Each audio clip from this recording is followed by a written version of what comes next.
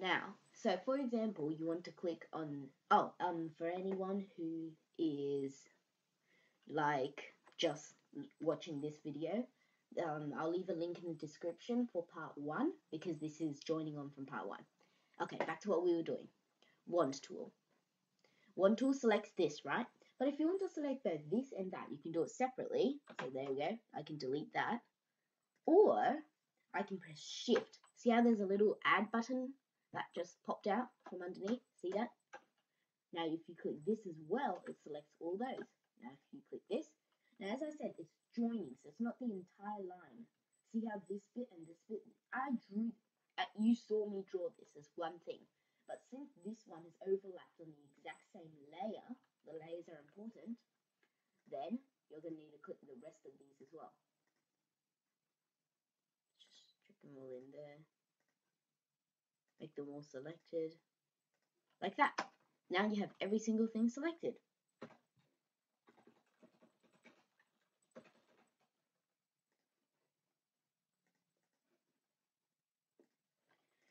Okay, done. That's one tool. Now let's just delete these. No. Okay, forget about it. Now, that's one tool sorted. Another important one is this one here. You can use the Lasso Tool, but I prefer to use this one. The that long word, Lasso Tool. So you click on one spot. I'm not even holding down. You just move it about. It does that. So you click on the next spot. Click on the next spot. This is used for selecting. So click, click, click, click, click, click, click, click. Now, either when you can bring it back to your original select, see how a circle comes out? That means your entire circle almost has been completed. Or if you're up here and you don't want to move all the way down to here, you can double click and it automatically does a complete straight line. So you can't control where it goes. It's just a straight line from where you double clicked to the beginning of your select. Simple.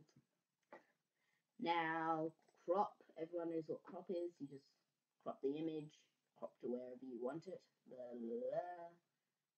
Crop it. For example, this little corner down here like that. Or anything.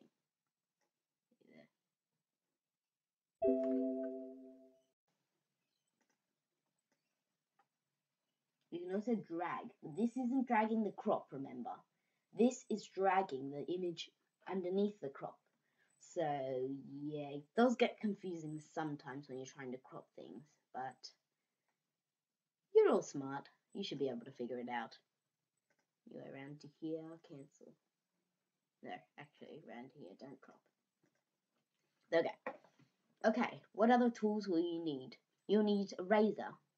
Right click, shortcut key, E. So click E and erase it all. Now remember how I said, it doesn't matter for paintbrush or anything. It's just bigger and smaller. They're the same keys. You just erase this all. Bye bye. It's all gone. Blech. There we go. No more. Oh yes. If you're using paintbrush, so let's zoom in. So for example, here we go. For example, you've done stuff here. Now you want to zoom in. Now you can't draw on any of the other places right now without drawing all over it. So wait, let's just make this smaller. It's a bit big. So what you do is you click spacebar. Spacebar changes from no matter what thing you have, no matter what it is. Eraser, for example. Well, that's a bit big. Minimize. Okay, eraser, spacebar. You can drag it about. So back to B. I told you the shortcut key for paintbrush was B. There we go, paintbrush. Click the spacebar and you can free drag it. Drag it any way you want. To here, for example. Draw whatever you need to draw. Spacebar. Drag it to here. Draw whatever you need to draw. And yeah, then control minus. It doesn't matter what tool you're on. Holding control also gives you a move tool, but that's not important. Oh, actually, it might be. So if you want a shortcut key for the move tool, just hold down control, and that gives you move in. But as I told you, this is the background layer, and yeah. So let's get these dead with these away. And okay. Now, see how it's recording every click I make? Every time I click, it records it down in history, so that's important.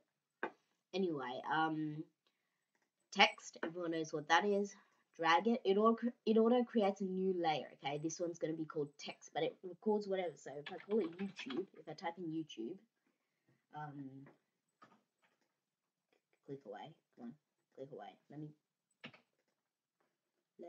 click away. There we go. YouTube M. Now it records it as YouTube M, so we don't need that. So yeah, and just as a fun thing, if any of you want to go editing people's faces for fun, I'm not saying it's a good idea, but this is helpful, okay? So for example, I will draw. Oh, if you want to draw straight lines, either vertically